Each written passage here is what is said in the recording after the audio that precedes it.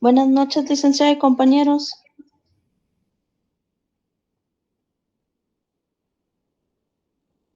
Buenas noches, compañera. Buenas noches, compañera.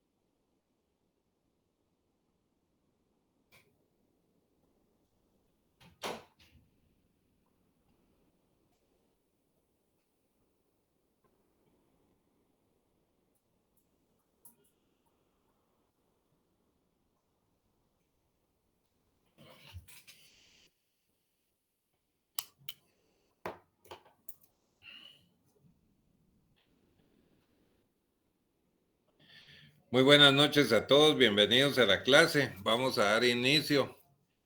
Vamos a continuar con la clase que Sheila les empezó a trasladar el día miércoles. Y quiero comentarles que programaron el examen de política económica para el día miércoles de esta semana. Por fortuna son 3 temas los que nos fueron relevantes, ¿verdad, colegas? Y de los que va a versar el examen: la taxonomía de las políticas económicas, el proceso de autorización de la política económica y el tema del empleo. ¿A ustedes? Empleo, desempleo, friccional, estructural, cíclico, etcétera, etcétera, ¿verdad? Ya tienen las diapositivas subidas para que las lean y las vean. Yo creo que todos estos temas son de dominio de ustedes. Solo hay que hacerles un su refresh con el propósito de tener fresco, ¿ah? Dónde tengo los conceptos y todo lo demás, a efecto de responder, porque mis exámenes, más que de hacer preguntas de libros, son así como de lógica. Entonces, si tienen base, las responden bien, por supuesto. Ya conocen, ya vieron el primer examen, ¿verdad? Bien, vamos a dar inicio entonces. Voy a empezar a proyectar. Permítanme un momentito.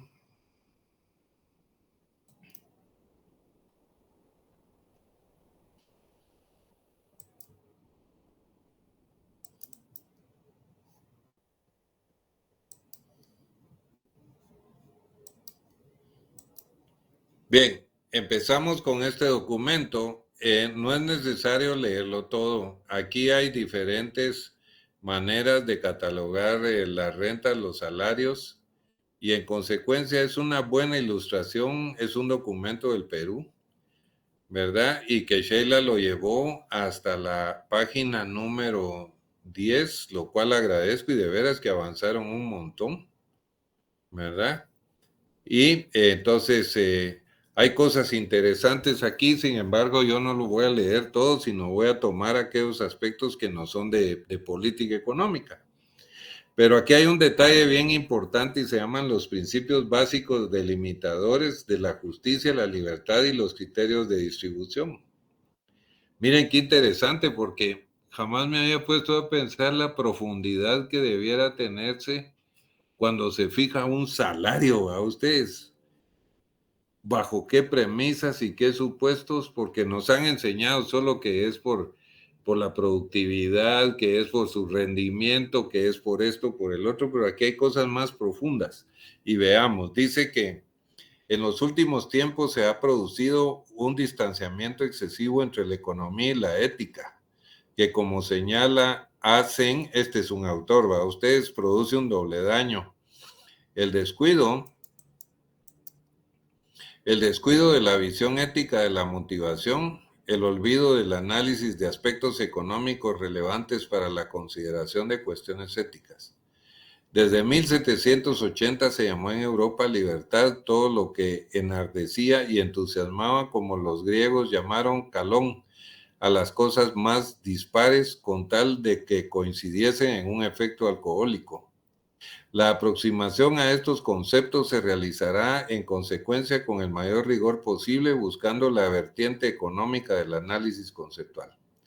Empezaremos por estudiar el significado económico de los términos de libertad y justicia para realizar posteriormente el planteamiento entrelazado de los mismos. Sheila, por favor, ¿me puede ayudar aquí en este pedacito? Claro, con mucho gusto, licenciado. La libertad. El término libertad tiene connotaciones multívocas. Esta variedad de significados requiere cuando menos una aproximación delimitadora del concepto. En primer lugar, hay que plantearse la frontera de posibilidades de los individuos, que se pueden manifestar al menos en tres vertientes. Las limitaciones físicas, por ejemplo, la imposibilidad de trasladarse a lugares muy alejados o poder visitar otros planetas; limitaciones sociales, legales, derecho a la propiedad privada, normas que regulan las conductas o la existencia de jerarquías en organizaciones; limitaciones económicas, la escasez de recursos que pueden ser usados de forma alternativa, como ha señalado Bowling, la economía actual como salvaguarda contra la imprudencia sobre la base del principio quid pro quo.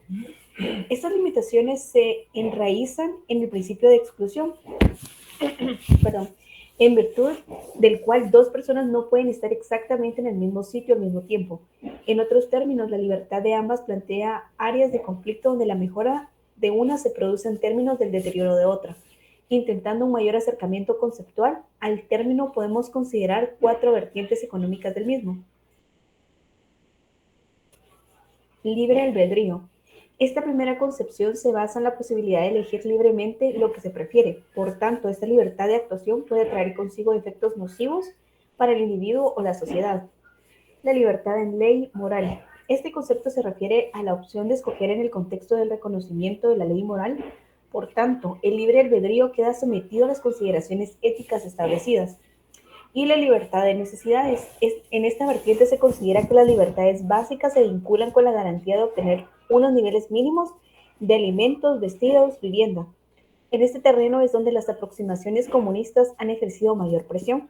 La famosa expresión de Lenin de libertad, ¿para qué? O la precisión de Karl Marx de que los liberales van una sola vez en compañía de la libertad, el día de su entierro, parecen inscribirse en la crítica a las libertades de que no se vinculen con las necesidades.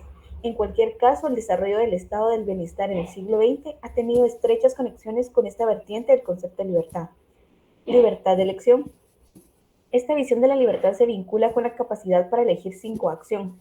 Se puede pensar que un individuo está en libertad o es libre para actuar si no se ve coaccionado a hacerlo por alguien, sea este un individuo o un grupo. Según Buchanan, puede llegar a plantearse la opción de la secesión, por ejemplo, en la vertiente tributaria, y solo la solidaridad comunitaria puede permitir el mantenimiento en la organización y la no retirada del sistema fiscal. Buchanan se está refiriendo al problema del establecimiento de irnos límites éticos al nivel absoluto de imposición. Justicia y criterios de distribución. Se recuerda la apreciación de Dante sobre el infierno: el que entre, que abandone toda bondad, y la utiliza como referencia de introducción en la economía, aunque no olvida el origen ético de la misma anteriormente citado.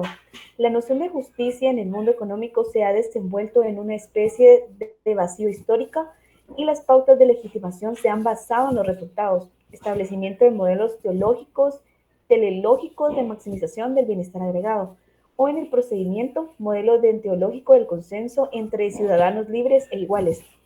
La visión naturalista se vincula con los derechos de propiedad de los productores respecto a sus objetos.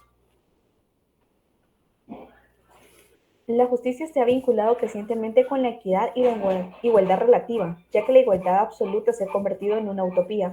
Baudin se preguntaba a este respecto si se puede la utopía crear caracteres utópicos. ¿Qué medidas podrían promover el desarrollo de personas selectas, generosas, sensitivas y responsables? Entre los criterios clásicos de distribución justa se pueden considerar los siguientes. Número 1, distribuir a todos por partes iguales. Esta concepción se aproxima a la vigente en la vertiente política, cada persona un voto. Sus mayores dificultades se vinculan con la desincentivación que supone para la producción y la creación de la riqueza, con lo que en realidad no termina de percutir positivamente en los perceptores de rentas bajas. De hecho, se puede fomentar situaciones de distribución igualitaria de la pobreza. 2, distribución según las necesidades. En este caso debemos definir cuidadosamente lo que se entiende por necesidades, dada la gran variedad de las mismas. Piénsese, por ejemplo, en los libros para el erudito, el alcohol para el bebedor. Por otra parte, se requiere que alguien elabore un esquema de reparto y selección según necesidades. Puede ser la autoridad o bien se puede realizar una estimación mediante un proceso democrático representativo. Adicionalmente, la existencia de necesidades variadas requiere que la distribución de la riqueza se base en algunas de las premisas siguientes. Dejar a todos igualmente insatisfechos. Reducción proporcional de la insatisfacción en un 20%, un 50%. Establecer cánones de prioridad social. Como ejemplo, se puede citar el caso del racionamiento, repartiendo mayor cupo de leche a niños, dando beneficios adicionales a los trabajadores de la industria pesada. Intentar que todas las personas obtengan la misma satisfacción total, es decir, habría que repartir más riqueza a los que tengan menos necesidades. Y distribución según los merecimientos. Los méritos pueden basarse en los esfuerzos realizados vertiente subjetiva o en los resultados obtenidos vertiente objetiva. Si consideramos estos resultados, deben tenerse en cuenta el talento y la capacidad humana. En este caso, la justicia se debe centrar en establecer igualdad en las condiciones de partida y en desarrollar un aparato de asistencia social sobre la base de la solidaridad y la caridad para cubrir necesidades de los incapacitados. Distribución según el trabajo realizado. Esta visión supone una especificación del principio del merecimiento y tiene raíces intelectuales marxistas. En cualquier caso, esta distribución debe complementarse con criterios de justicia para las actividades no productivas o artísticas y para cubrir las necesidades de los débiles, los ancianos, enfermos, etc. Además de estos criterios clásicos, la acción de los gobiernos en materia de redistribución de la renta intenta introducir a través de dos importantes principios las modernas ideas sobre justicia y equidad. Son los principios de equidad categórica.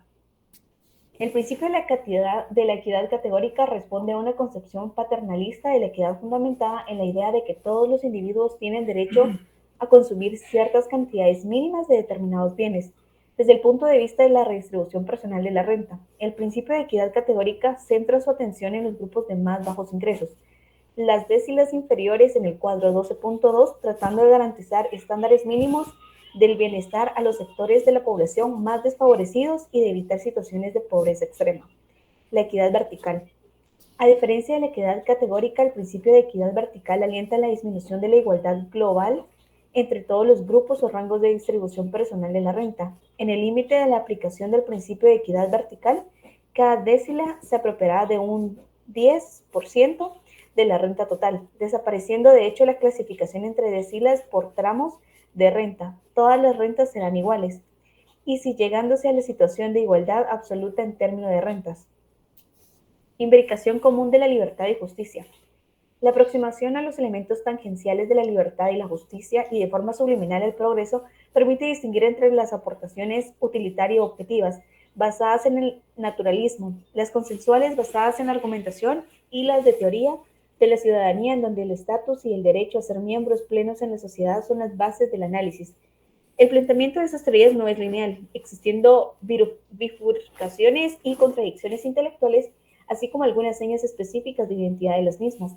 Sin embargo, esta clasificación parece operativa como forma de la aproximación al problema y no como distribución que pretende alcanzar una taxonomía cerrada. Doctrina utilitaria objetivista. Antes de entrar... Perdón. Ya las doctrinas se recuerda que ya no las... Sí, perdón. Sí, ya no las manejamos, sino que entramos a lo que es propiamente política económica. Vamos a ver. Muy bien. Política... Aquí está. Exactamente. Ahí estamos. Muy bien. Ok. La distribución de la renta como objetivo de la política económica, conceptos básicos y causas de la desigualdad. La distribución de la renta puede analizarse desde 4 perspectivas fundamentales: funcional, personal, espacial y sectorial. La distribución sectorial de la renta suele encuadrarse desde el punto de vista teórico dentro del estudio de las políticas de oferta con relación con los cambios estructurales en el Producto Interior Bruto, observándose, por ejemplo, el relativo declive del sector agropecuario y el crecimiento de la industria y de los servicios durante el siglo XX. La distribución espacial se refiere a las diferencias que pueden existir en los niveles de renta desde la perspectiva territorial, siendo objeto específico de análisis por parte de la economía regional. La distribución de la renta puede hacer referencia a múltiples aspectos. La distribución funcional de la renta analiza cómo se distribuye la renta entre los factores trabajo y capital. La distribución personal de la renta tiene lugar entre los individuos y las familias, independientemente del origen de los ingresos.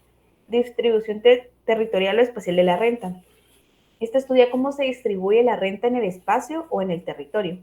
De todas estas perspectivas, la que más han considerado los economistas son la distribución funcional y la persona que constituye el núcleo de las teorías de la distribución.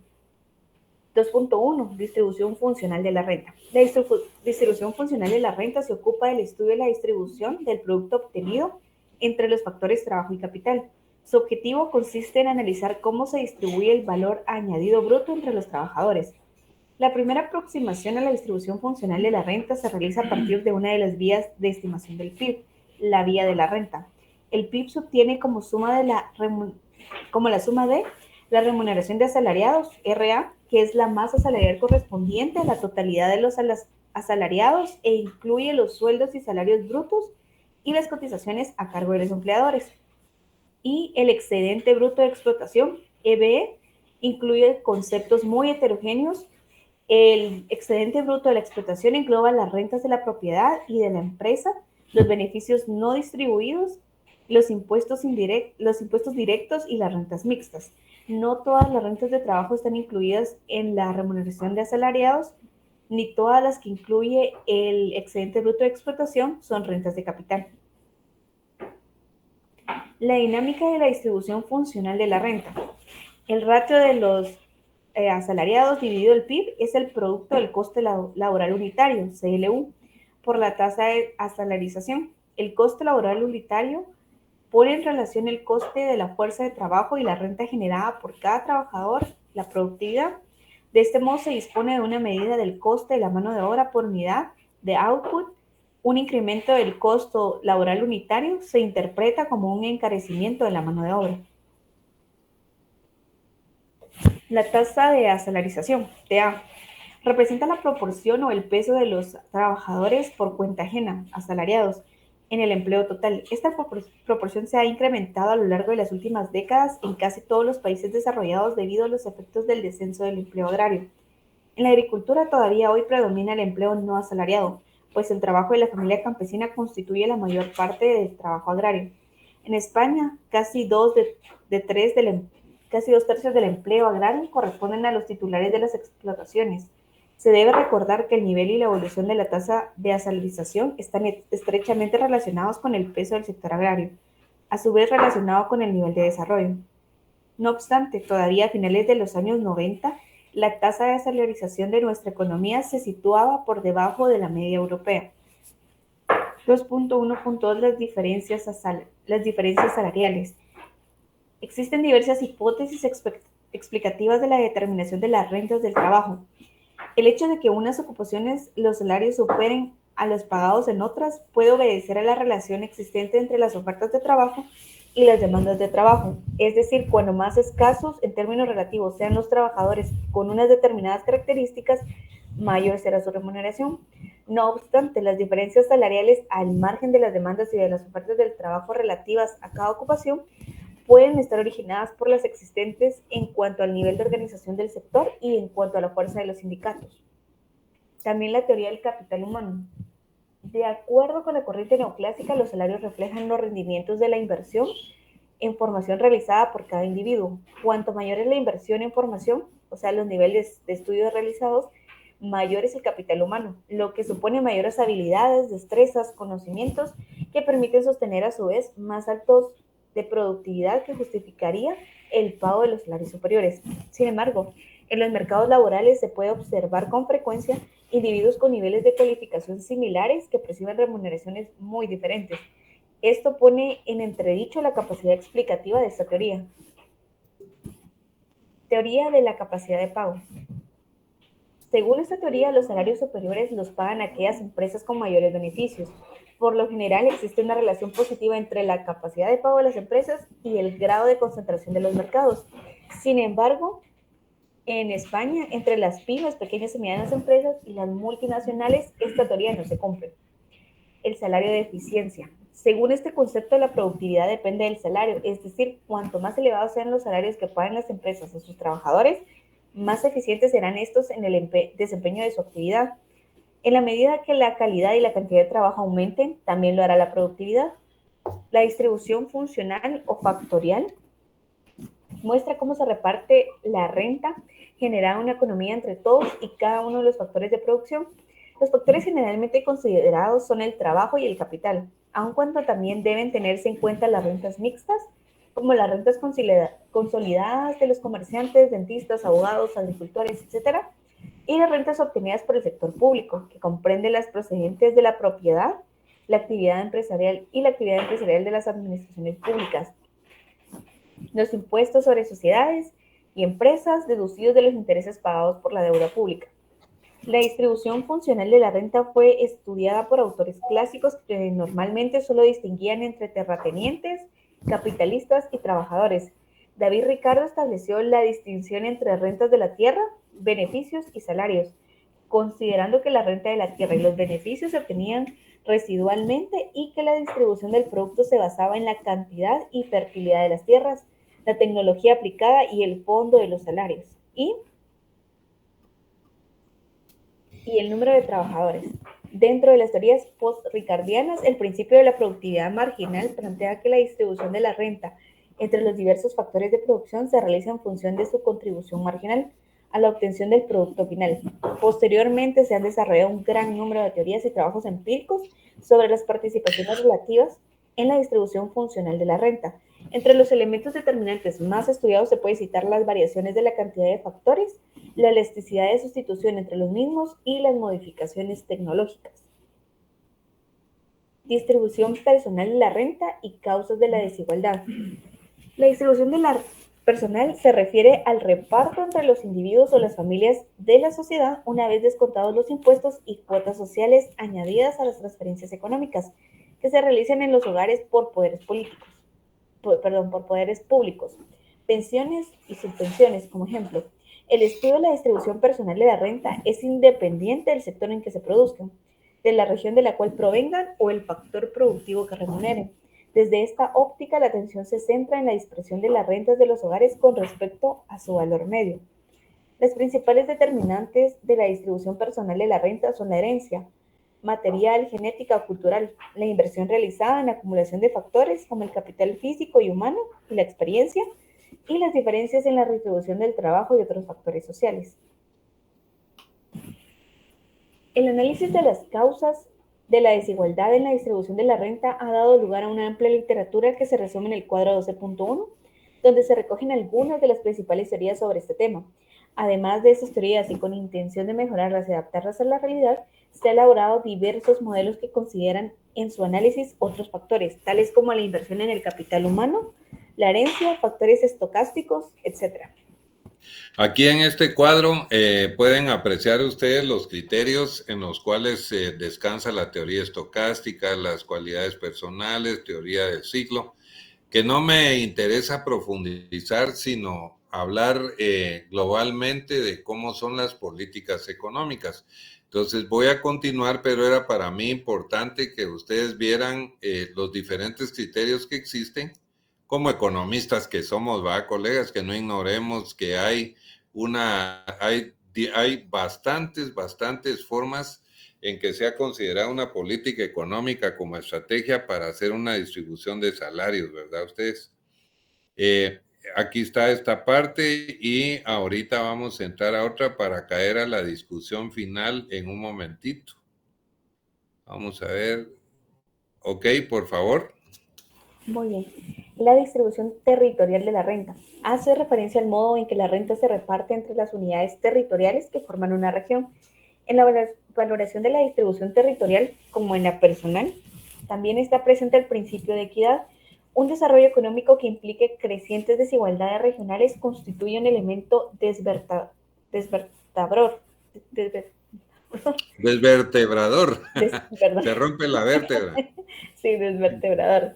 El sector público puede influir a través de las políticas regionales en la vertebración del territorio, lo cual significa dotarlo de una mayor cohesión, mejorando su organización y estructuras internas. Los factores que facilitan la convergencia. Si los rendimientos marginales de las inversiones son decrecientes, cuando más capitalizada esté una economía, menor será el impacto en términos de crecimiento de las inversiones adicionales. Por el contrario, en economías poco dotadas de capital, las inversiones tienen un impacto muy superior. La mayor cantidad de crecimiento de los países o regiones atrasadas respecto a las áreas más desarrolladas radica en que la existencia de significativos desfases entre la tecnología utilizada y la disponible, es decir, la existencia de una brecha o retraso tecnológico permite crecer más rápidamente. Correcto, sí, una que está vacía es más notorio su proceso de mejora, ¿verdad? Por supuesto. Aquí tenemos la medición de la distribución de la renta por la vía de la curva de Lorenz. Ustedes son expertos en esto, que lo vieron en su estadística 2.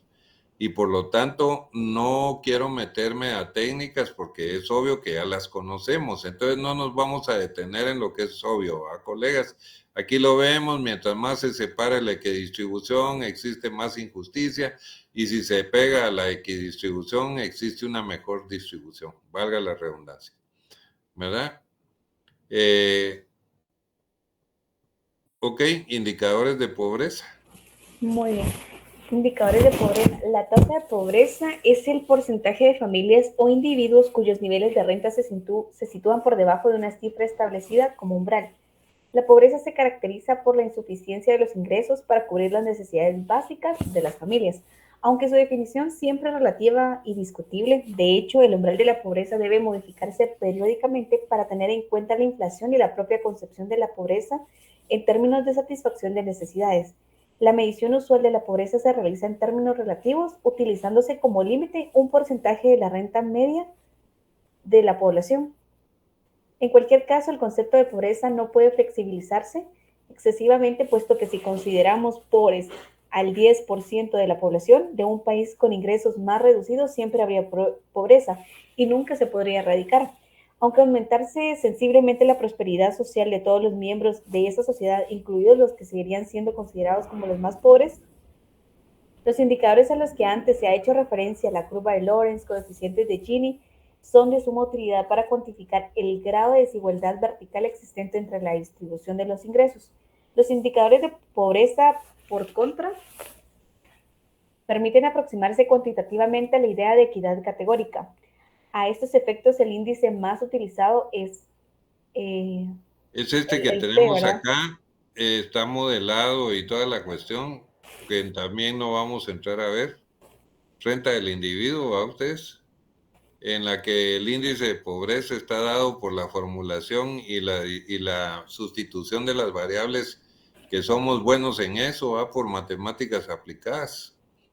Entonces vemos aquí que solo es aplicación, conseguir los datos y hacer el modelo. Y aquí viene el resultado para Latinoamérica, ¿verdad? De la distribución del ingreso. Entonces vemos los quintiles y todo lo demás. Esto lo hizo la CEPAL. Solo leamos un poco aquí, Sheila, para que vean cómo funciona el tema. Muy bien. El Perú se halla en una posición expectante. Aquí el 10% más pobre recibe el 1,4% del ingreso y el que le sigue 2,6%, acumulando para el quintil más pobre el 4%. Conforme se asciende a la escala de ingresos, la participación de los diversos grupos va mejorando, haciéndose comparable con su peso poblacional. Así, mientras que el quintil 2, correspondiente al segundo, 20% más pobre, percibe el 8,5% del ingreso y el quintil 3 percibe el 13,8% y el quintil 4 el 21,7%. Obviamente, el porcentaje del quintil quinto, donde se halla la clase más pudiente, así como gran parte de la clase media, es mucho más alta que su peso poblacional, pues representa el 52,1% La del gran ingreso pucha. total. Sin embargo, Terrible, cabe ¿verdad? más de la mitad. No, hombre, terrible, de verdad, sí. Cabe destacar que la participación de la clase más rica en el ingreso peruano, 35,8%, es la tercera más baja de toda la región. Al parecer, los ricos de nuestro país no gozan de ingresos tan desproporcionalmente altos como los de sus pares de los países vecinos. Distribución del ingreso a escala mejoría. Según la edición 2008 del Informe Panorama Social de América Latina, publicado por la Comisión Económica para América Latina y el Caribe, CEPAL, la distribución del ingreso en nuestro país no ha mejorado significativamente en los últimos años. Así, tanto la población más pobre como la más rica se mantienen con leves fluctuaciones, porcentajes de participación en el ingreso nacional bastante similares a los de hace una década. Gracias, Sheila. Aquí vamos a parar para que platiquemos. Aquí tengo reunión de economistas y vamos a resolver el mundo ahorita, ¿verdad? Vean ustedes. Uno de los planteamientos, digamos, para las actividades productivas de exportación. Todos los países exportamos lo mismo y en consecuencia somos tomadores de precios porque somos pequeñitos en un mercado oligopólico en el que no tenemos injerencia para fijar los precios. Pero adicionalmente hay variaciones en el flete, hay variaciones del tipo de cambio, hay variaciones en la cantidad de la demanda existente. Hay factores climatológicos adversos, hay el precio de los fertilizantes y encima de eso, ¿cómo poder mejorar los ingresos de la mano de obra si cuando la subimos, de hecho nos estamos ya terminando las utilidades, la rentabilidad de los proyectos? ¿Qué opinan ustedes, colegas? A ver, ¿qué opinan?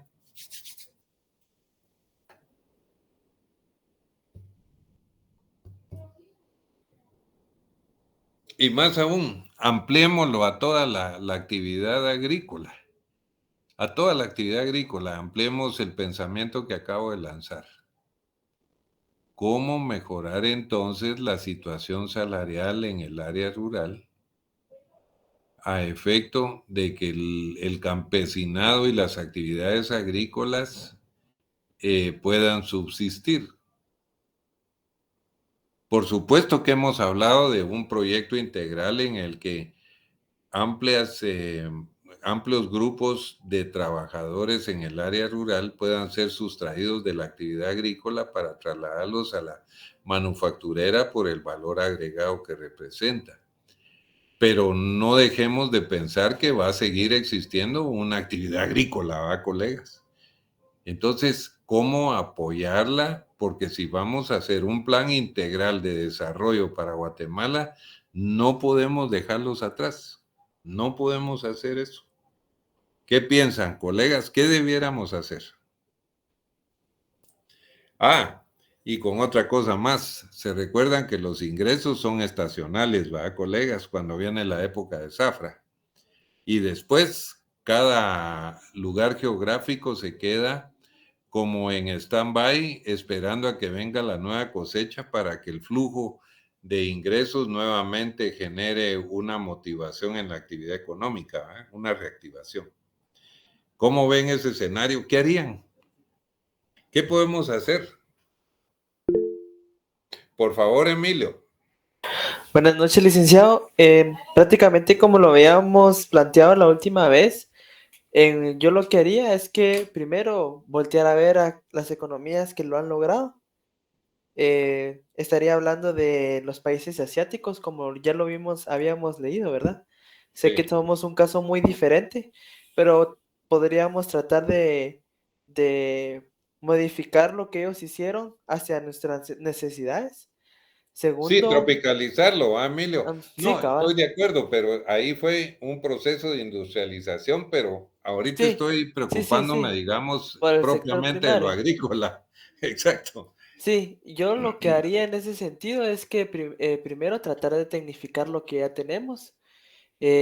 Bueno, primero hacer un estudio porque yo tengo el conocimiento que hay ciertos cultivos que prácticamente ya no son rentables como el café, pero no es que yo haya hecho un estudio, entonces no tengo al 100% ese dato. Segundo, como lo habíamos mencionado la última vez, licenciado, tratar de diversificar los cultivos para que las personas tengan trabajo no solo por temporada, sino la mayoría del tiempo, ¿verdad? Sí. Y por supuesto tecnificar a la población y al sector primario, ¿verdad?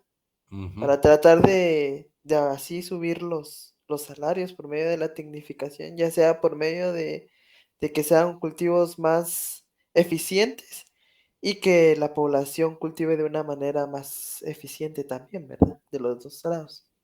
Sí, pues ahora el punto es que hay muchas inversiones recién hechas en el tema de café, en el tema de banano, de plátano, de productos de exportación, cardamomo, etcétera, etcétera, que verdaderamente traerían al traste a hacer un cambio radical.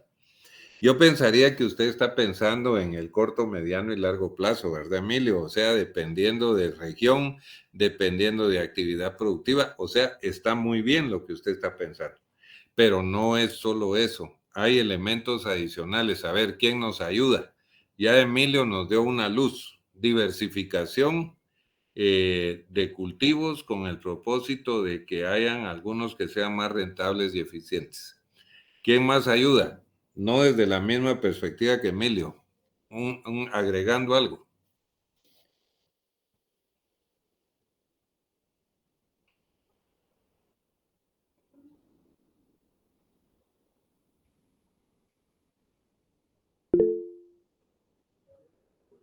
Por favor, William.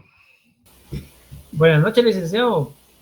Pues mi punto de vista, yo considero de que ahora los agricultores piensan de que ningún cultivo trae cuenta porque la canasta básica está súper carísima.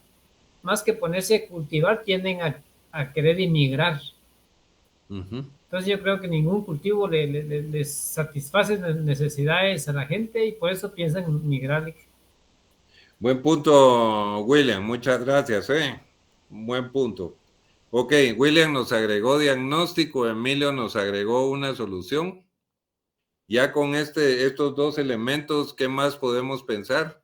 Yulisa, por favor.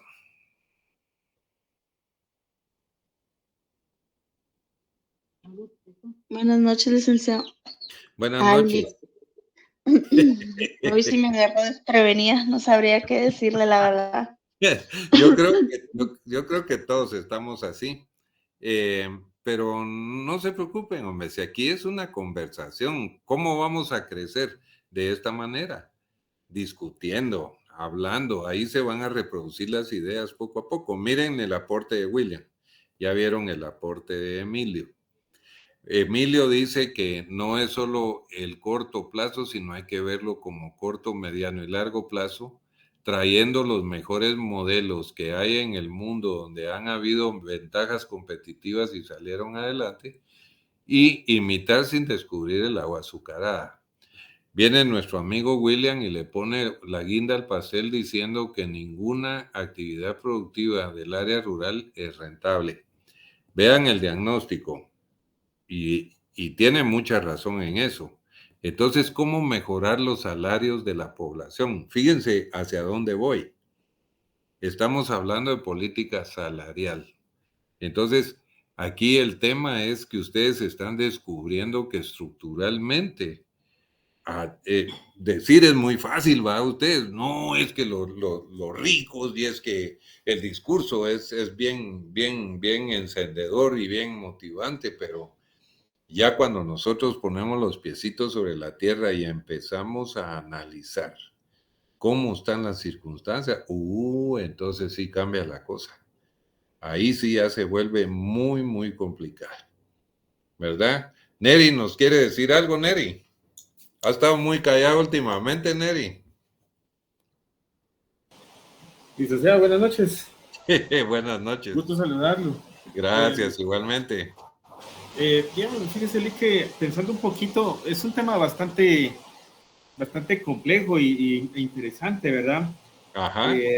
Yo, al menos en mi perspectiva, la vez pasada que hablábamos con usted en otro curso acerca de lo que pasa con los agricultores, de los que cosechan café y todo este tipo de commodities, ellos son los que menos perciben en esas cadenas de valor. O sea, realmente hay mucha intermediación, hasta un punto nociva para el propio agricultor. Entiendo que pues, son cadenas que a veces son necesarias también, ¿vale?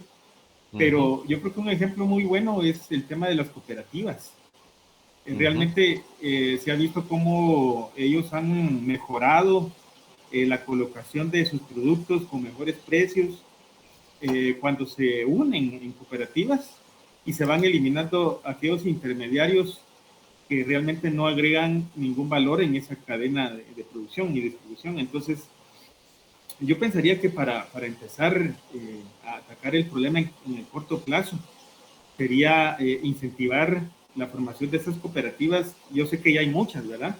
Pero habría que explorar otros temas de esta índole para poder ver hasta en qué punto ellos pueden captar un mejor ingreso por su producto, pues porque realmente ellos son los que ellos menos perciben en toda esa cadena de valor, ¿verdad? Entonces son los intermediarios muchas veces los que se quedan con la mayor parte del pastel, ¿vale?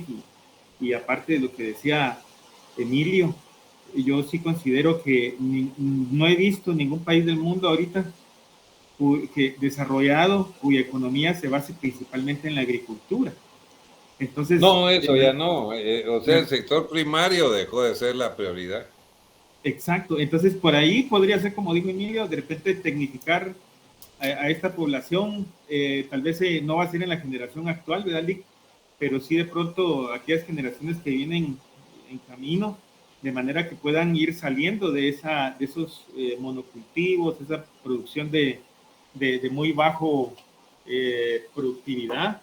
Yo entiendo que, por ejemplo, hay una agricultura, estaba viendo, Alic, yo creo que usted pues mejor que nadie ahí lo sabe, los chinos están haciendo cultura hidropónica.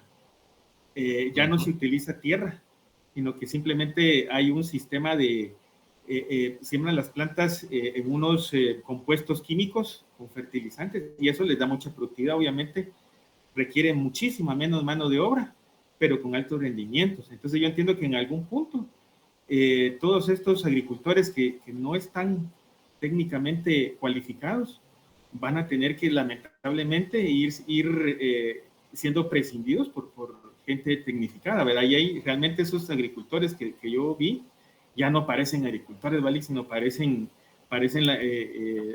doctores o de laboratorio, pero al final ellos son los que están haciendo un gran cambio en eso, ¿vale? Entonces yo pensaría que hay muchas cosas que se podrían analizar, pero al menos yo pongo eso son como una alternativa, ¿verdad?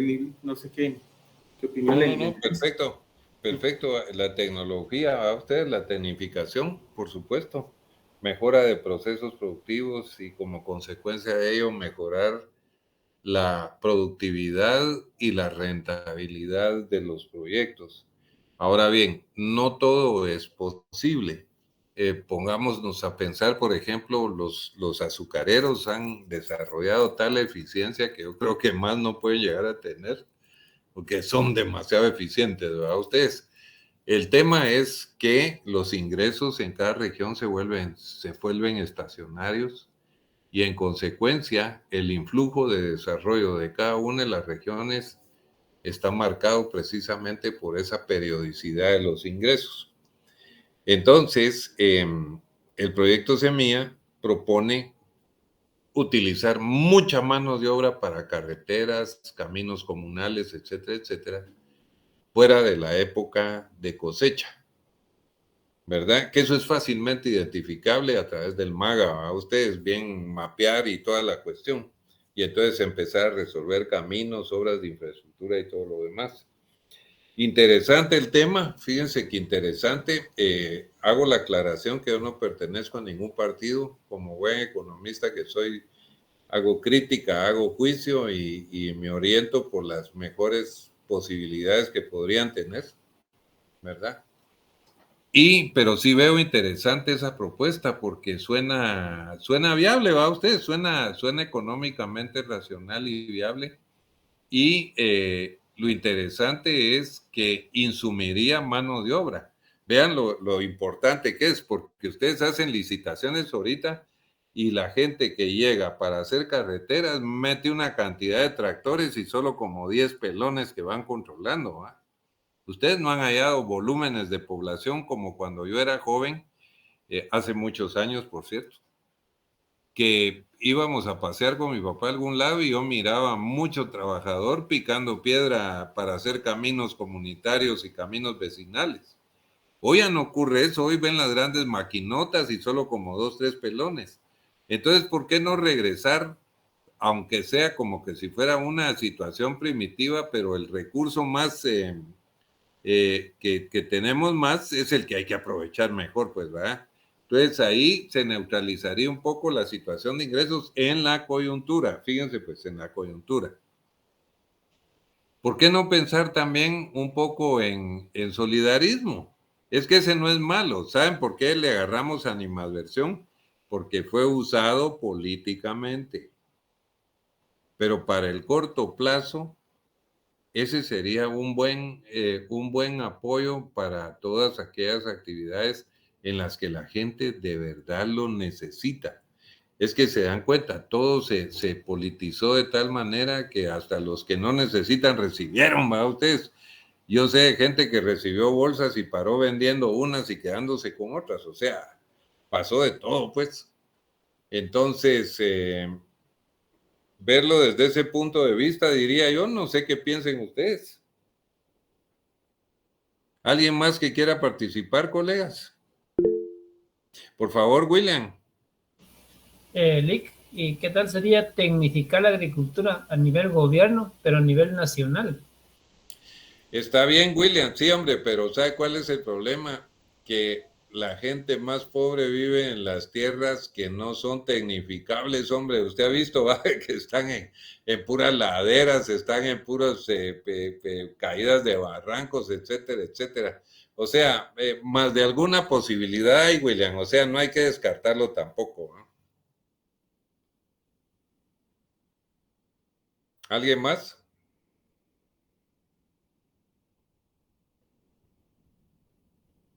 Sheila, ¿qué opina? Yo también, fíjese que con ese tema de agricultura, licenciado, me ha llamado mucho la atención porque siento que la tecnificación es parte bien importante y tal vez se han dado capacitaciones, pero no se ha vuelto como parte de la cultura. Hay muchas personas, digamos, en los pueblos que todavía tienen miedo de implementar nuevos métodos.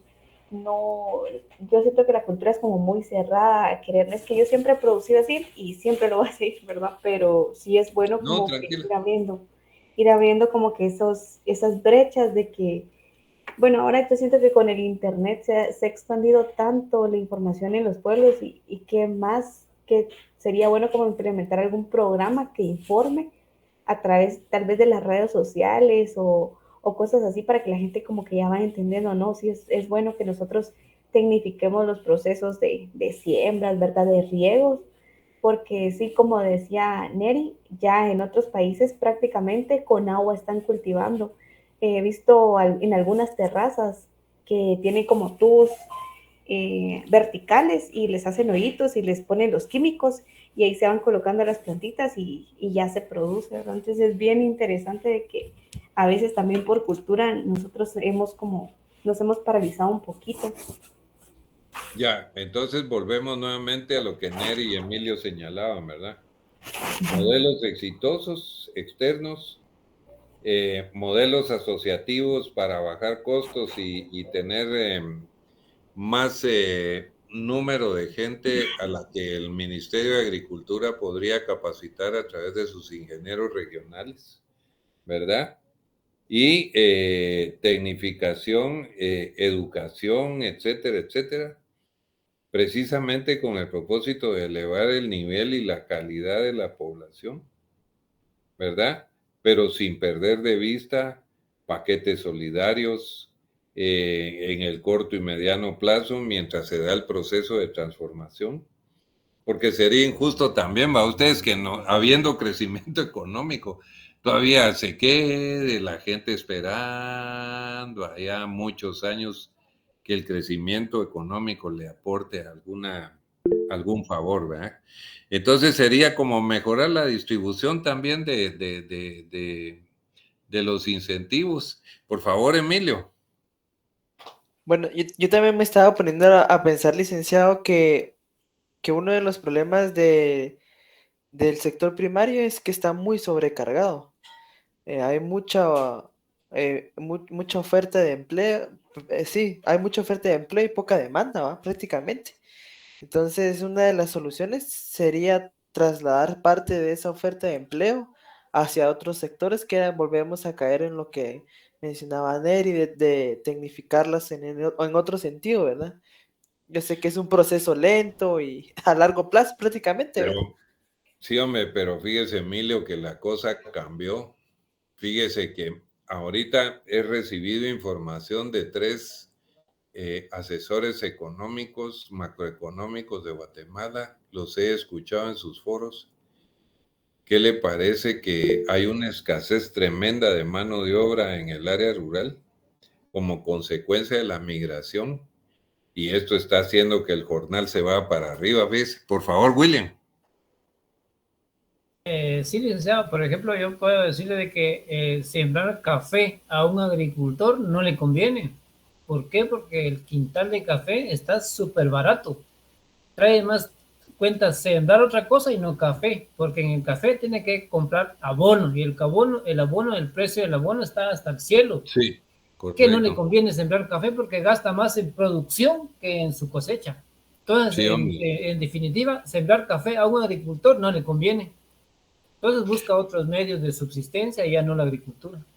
Sí, hombre, pero es lo que decía Emilio, ¿eh? Entonces tal vez estar ahí preparando a la gente para que migre a otros temas, pero mientras eso sucede, ¿qué hacemos en la coyuntura? ¿Va? Ustedes, ese es el punto, ¿ah?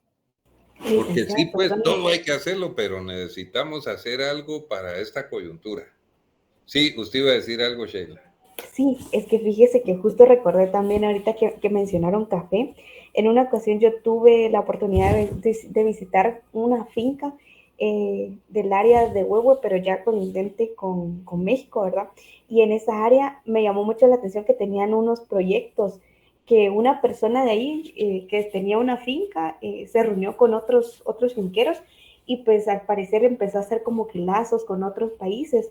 Entonces estos países, si no estoy mal, era eh, Suiza y Austria, si no estoy mal, ellos traían, o sea, les apoyaban con este tipo de fertilizantes, abonos y todo esto, y venían a hacer ferias en esa área de café. Entonces tenían como que la catación del café y veían el proceso, cómo era de que ellos ya tenían como la importación, cómo llegaba a los otros países, ajá, les dieron como toda esa capacitación y también como que las personas empezaron a tratar de producir café con mayor calidad y también al parecer consiguieron contrato con una de las empresas de esos países. Entonces, también es muy bonito, digamos, cómo es de que ellos pueden crear relaciones. De repente también podría ser otra de las opciones, ¿verdad? Por supuesto, sí, hay muchas cosas que se pueden hacer, pero precisamente por la cátedra que estamos dando acá, es que a mí me interesa mucho este intercambio, porque ya vieron que yo la realidad completa no la tengo, pues, ni ninguno de nosotros, pero platicando ven ustedes cómo se pueden armar cosas bien interesantes. Por favor, Emilio. Sí, licenciado, solo agregando un comentario. Fíjese que agarrado de la mano de todo este crecimiento o de las posibles soluciones que podríamos nosotros llegar con este debate o foro o mesa Sí, cerrada, sería también que vaya de la mano con, bueno, pues sobre todo para, no, supongo que debe de haber una excepción, ¿va? Pero ir agarrado de la mano con los derechos humanos, licenciado. Fíjese que yo para el 2020, para acabar para la pandemia, por medio del trabajo nos tocó ir a ver una finca allá en Quiché, donde ellos prácticamente eran dueños de una montaña de café. Y yo quedé muy impresionado con las prácticamente barracas que tenían ahí, en donde a la gente las apilaban como si fueran esclavos, no les ponían ni siquiera colchonetas, y se dormían a tablas. Las barracas prácticamente con hoyos, descuidadas, sin ventanas, en la montaña, con frío, y no se podía excusar de que esas personas no tuvieran dinero, porque nos llamaron porque estaban haciendo una hidroeléctrica. Para eso se necesita dinero, pues. Y segundo, puchis, a la par de esas barracas, una gran mansión, ¿verdad? Nos comentaba el ingeniero que estaba ahí, que nos atendió, que ellos tuvieron una plaga de piojas y garrapatas y pulgas con los trabajadores, y la solución que encontraron para quitarles toda esta plaga fue con aceite quemado de camión. Qué Entonces terrible, sí, por eso. sí, estamos hablando de hace poquito, pues no, Sí, pues, no fue hace sí, mucho, y yo sí quedé sí, muy impactado. Yo dije, ¿cómo es posible eso que puchis, prácticamente que la todavía esclavitud? ocurra, ¿va, Emilio? Sí, no, Sí. no es posible, ¿verdad? Entonces sí sería algo de coyuntura importante que vaya amarrado, ¿verdad? Sí, pues, sí. También factores no solo económicos, sino extraeconómicos, como los derechos humanos y Sí, algunas otras organizaciones, ¿verdad, Emilio? Grupos de sí, presión, ¿verdad? sí. Correcto. Neri, por favor. Licenciado, mi último aporte ahí, porque sé que ya es algo tardecito. Fíjese que yo me puse a pensar un poquito en lo que usted decía, ¿qué hacemos con los agricultores cuando no tienen pues mano de obra por su estación de trabajo? Me recordaba yo que no sé si de pronto eh, se podría implementar ahí en Filipinas una empresa que del bagazo de la caña de azúcar está produciendo tela y Ujú. están produciendo algún tipo de artículos. Entonces, se me ocurría Ajá. que debería ser una alianza entre el sector académico, científico del país, la iniciativa privada y el sector gobierno, buscando diversificar esos subproductos que muchas veces Ujú. se tiran, ¿verdad? Y de pronto Sí. la inversión no podría ser tan alta y podrían emplear parte de esa mano de Excelente obra. idea, Neri. Sí. Perfecto, sí.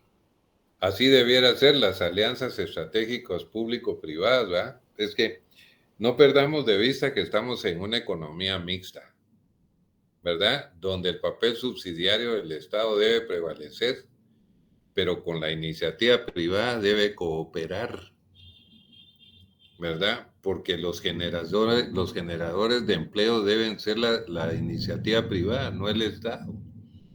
El Estado administra los recursos por cuenta de la población y debe hacer aquellos gastos que le son necesarios para aquellos grupos que están golpeados.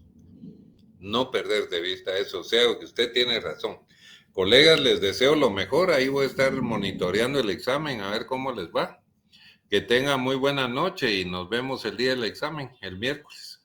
Que descansen. Feliz noche, Lick, licenciado. Muchas gracias. disculpe, Feliz noche. Sí, el examen es este miércoles 20. es correcto, sí. Hay Ah, tres ok. puntos ahí, Yulisa. Se recuerda que vimos la taxonomía de las políticas económicas, el proceso de autorización de la política y el empleo. Ok, gracias, Lick. El examen lo van a pasar por Classroom. No, William, el examen es por... No, perdón, me refiero al calendario examen. Sí, ya se lo va, encuentra publicado, Liz. Ok, gracias. vaya, pues. Bueno, que tengan buena noche todos y a estudiar. Dios, ahí nos vemos. Feliz noche, Feliz noche, compañeros. Feliz noche. Gracias, Lick.